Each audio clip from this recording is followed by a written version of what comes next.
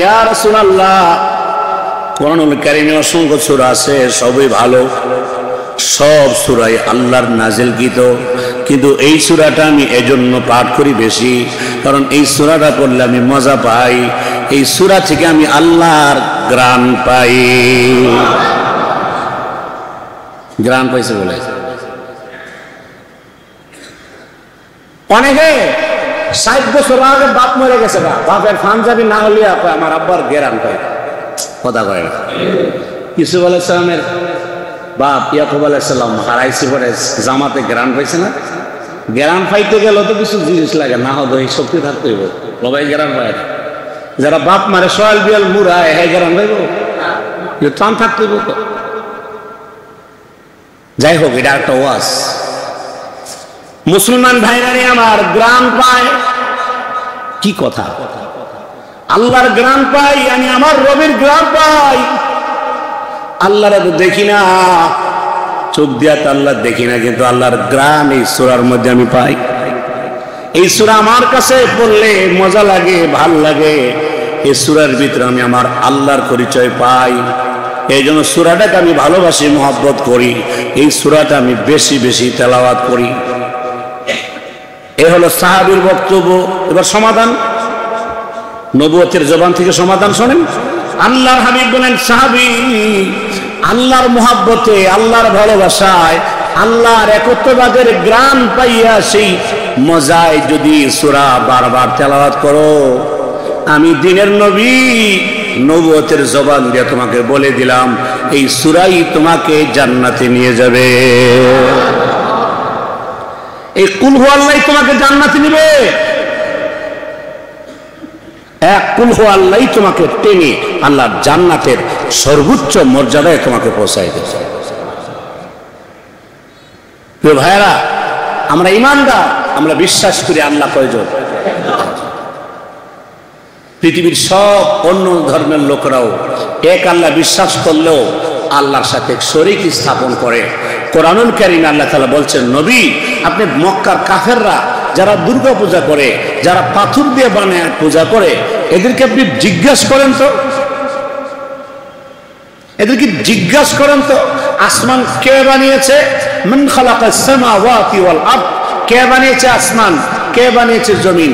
লা ইয়াকুলুন্নাল্লাহ, আপনি যদি বলেন কে বানাইছে, যদিও মূর্তি পূজা করে, কিন্তু আসমান কে বানাইছে জিজ্ঞাসা করলে বলে আল্লাহ বানাইছে। সেজন্য আমার ভাইয়েরা, কাফেররা বিশ্বাস করে আল্লাহ একজন, আল্লাহ এক, আল্লাহর সাথে কোনো শরীক নাই। এই জন্য ইসলাম হলো পৃথিবীতে সবচেয়ে প্রাচীন ধর্ম। বলা হয় হিন্দু ধর্ম সনাতনী ধর্ম। আল্লাহর জাতের কসম একবার, আল্লাহর জাতের কসম দুইবার, আল্লাহর জাতের কসম তিনবার। এই পৃথিবীর মাটিতে সবচেয়ে সনাতন এবং পুরাণ ধর্ম, সবচেয়ে প্রাচীন ধর্মের নাম হলো ইসলাম। যদিও সেনাপ্রধান বলেছেন বা অনেক প্রভাবশালী লোকেরা বলে থাকেন, কাউকে খুশি করার জন্যই বলেন নাকি জ্ঞানের অভাবে বলেন সেটা আমরা জানি না। তবে কথা আপনাকে মনে রাখতে হবে, এই পৃথিবীতে সবচাইতে পুরনো ধর্ম, প্রাচীন ধর্ম, সবচাইতে প্রবীণ ধর্মের নাম হলো ইসলাম। পৃথিবীতে একমাত্র একটাই ধর্ম ছিল, সেই ধর্মের নাম কি? আমরা মুসলিম, আমরা আমাদের ধর্মের খবর নাই।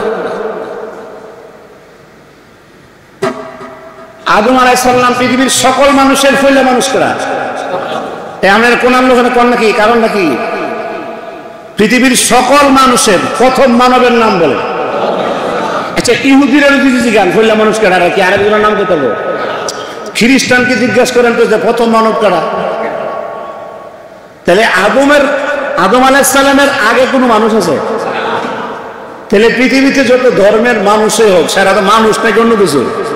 ধর্ম কি পশু জানোয়ারের জন্য না মানুষের জন্য? মানুষের জন্য ধর্ম। তাহলে পৃথিবীর সকল মানুষ আদি মানুষ, সবচেয়ে পুরনো মানুষ হচ্ছে আদম আলাইহিস সালাম, যাকে আল্লাহ তাআলা নিজের হাতে প্রথম তিনি মাটি দিয়ে আল্লাহ তাআলা বানিয়েছেন।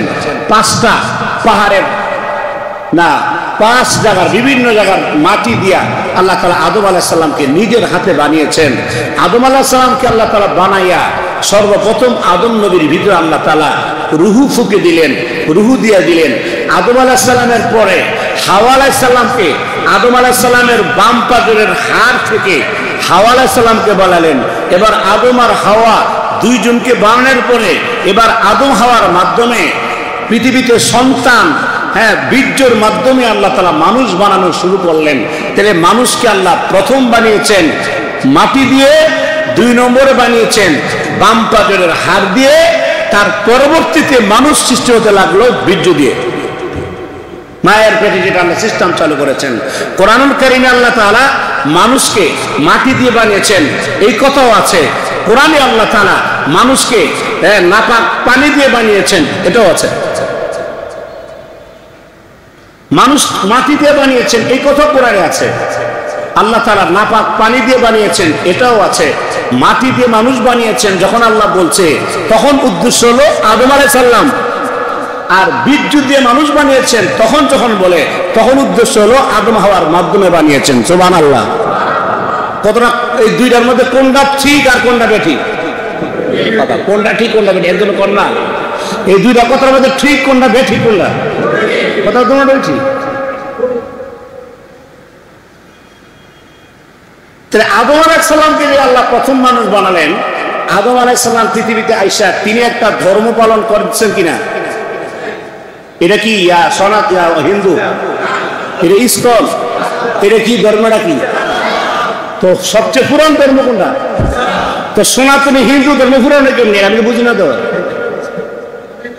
জ্ঞান নিয়ে বসেন আপনারা, ঝগড়া ফসাদ দরকার না তো, আপনারা আসেন আলোচনায় আসি, আপনাদের ধর্মীয় মহাগুরু পণ্ডিতদেরকে নিয়ে বসেন, আমরাও বসি। যদি আপনাদেরটা পুরান আর সঠিক হয় তাহলে আমরা তো দরকার কি এটা মানবো? কথা বল না কেন?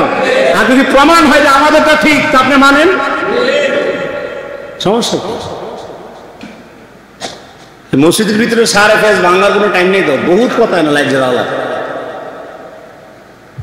মুতারাম হাজিরি।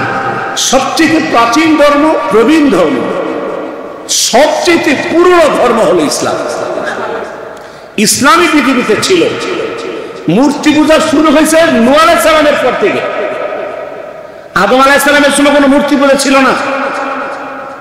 নূহ আলাইহিস সালামের পরবর্তী প্রজন্মে মূর্তি পূজা কিভাবে শুরু হলো আমি আপনাকে ইতিহাস বলবো, কিভাবে শয়তান শুরু করেছে মূর্তি পূজা। মুহতারাম হাজিরিন, একসাথে প্রথমে মূর্তি পূজা আসে নাই, মূর্তি দিয়ে বানায় পূজা আসছে বহুত পরে। প্রথমে ছবি আঁকছে, পরে পাথরে খোদাই করছে, তারপরে লাস্টিকে মূর্তি বানানো হয়েছে। শয়তান মানুষকে সুন্দর আকৃতিতে, ন্যাক সুরতে, সুন্দর পরামর্শের মাধ্যমে একটা আকাম কুকাম করানোর রাস্তা হচ্ছে মূর্তি পূজা। যাই হোক, সেটা নিয়ে আমাদের কথা না। আমরা যেটা বলতে চাচ্ছি, ইসলামী পৃথিবীর সবচেয়ে প্রাচীন ধর্ম এবং ইসলাম হলো এই পৃথিবীর একমাত্র সত্য ধর্ম। ধর্ম পালন করে যদি কেউ জান্নাতে যেতে চায়, আমরা জান্নাত বলি, কেউ স্বর্গ বলে, আমরা বলি শহীদ বা জান্নাতি, অনেকে বলে স্বর্গীয়। ধর্ম পালন করে যদি কেউ স্বর্গে যেতে চায়, জান্নাত লাভ করতে চায়, তাহলে আল্লাহ যেই ধর্ম দিয়েছেন, ধর্মের যিনি প্রতিষ্ঠাতা প্রবর্তক, তিনি হচ্ছেন আরশে আজিমের মালিক আল্লাহ। তিনার হলো একটা ধর্ম, আর আল্লাহ প্রদত্ত ধর্মের নাম হলো ইসলাম। বৌদ্ধ ধর্মের প্রতিষ্ঠাতার নাম হলো গৌতম বুদ্ধ। গৌতম বুদ্ধ একজন ব্যক্তি। পৃথিবীর যত ধর্ম আছে সকল ধর্মই কেউ না কেউ সেটা আবিষ্কার করেছে, কোনো ব্যক্তি আবিষ্কার করেছে। আর ইসলাম ধর্ম একমাত্র সারা পৃথিবী যিনি সৃষ্টি করেছেন স্রষ্টা, তিনার পক্ষ থেকে দেওয়া ধর্ম হলো ইসলাম ধর্ম।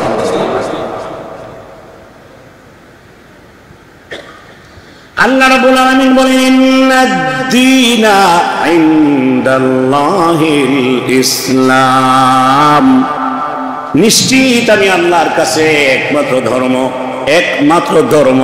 সেই ধর্মের নাম আরো জোরে এখন আল্লাহর কাছে গ্রহণযোগ্য ধর্ম, শুধুমাত্র ধর্ম, একমাত্র সত্য ধর্ম, সেই ধর্মের নাম হলো ইসলাম। শুধু আল্লাহ তাআলা আমাদের নবী না, পৃথিবীতে যত নবী এসেছেন, আদম আলাইহিস সালাম, নূহ আলাইহিস সালাম, জাকারিয়া আলাইহিস সালাতু ওয়াস সালাম, মুসা আলাইহিস সালাতু ওয়াস সালাম, ঈসা আলাইহিস সালাতু ওয়াস সালাম, পৃথিবীতে যত নবী পৃথিবীতে এসেছেন, সকল নবীর একটা ধর্ম নিয়ে এসেছেন। বলেন না সকল নবীর ধর্মের নাম কি? সব নবীর ধর্ম ইসলাম। আদম আলাইহিস সালাম তিনি লালন করলেন ইসলাম, তার সন্তানেরা যেই ধর্ম পালন করলো সেটা হলো ইসলাম। মুসলমান ভাইরা রে আমার, আদম আলাইহিস সালামের পরের নবীর নাম হলো নূহ আলাইহিস সালাতু ওয়াস সালাম। নূহ আলাইহিস সালাতু ওয়াস সালামের ধর্ম ছিল ইসলাম। শীস আলাইহিস সালাতু ওয়াস সালাম, সেই নবীর ধর্ম হলো ইসলাম। পৃথিবীতে সকল নবীর ধর্ম হলো ইসলাম। আরেকটা কথা হলো, পৃথিবীর সকল যুগেই একটা ধর্ম ছিল, সেই ধর্ম হলো ইসলাম। ইসলাম ধর্ম সব যুগেই ছিল। আমাদের নবী হলো ইসলাম। বেশ কম হলো এতটুকু, সকল নবী ধর্ম ছিল ইসলাম, তবে অপরিপূর্ণ। আমাদের নবীর উপরে যে ইসলাম আল্লাহ দিয়েছেন, বিদায় হজ্জের দিন সে ইসলাম হয়ে গেছে পরিপূর্ণ। সুবহানাল্লাহ। আল্লাহ বলেন, মাইয়াবতাগি গায়রাল ইসলাম দীনান ফালাই ইউকবালা মিন ফাহুয়া ফিল আখিরাতি মিনাল খাসিরিন। মাইয়াবতাগি গায়রাল ইসলাম দীনান, ইসলামকে বাদ দিয়া অন্য কোন ধর্ম কেউ যদি সন্ধান করে, অন্য কোন ধর্ম দিয়ে যদি আল্লাহ পেতে চায়, অন্য কোন ধর্ম দিয়ে যদি শান্তি পেতে চায়, ধর্মীয় অনুশাসন মানার মাধ্যমে দুনিয়ায় যদি শান্তি চায়, পরকালে যদি শান্তি চায়, আখিরাতে যদি শান্তি চায়, পরকালে যদি জান্নাত চায়, তাহলে ইসলাম ছাড়া বিকল্প আর কোনো নাই।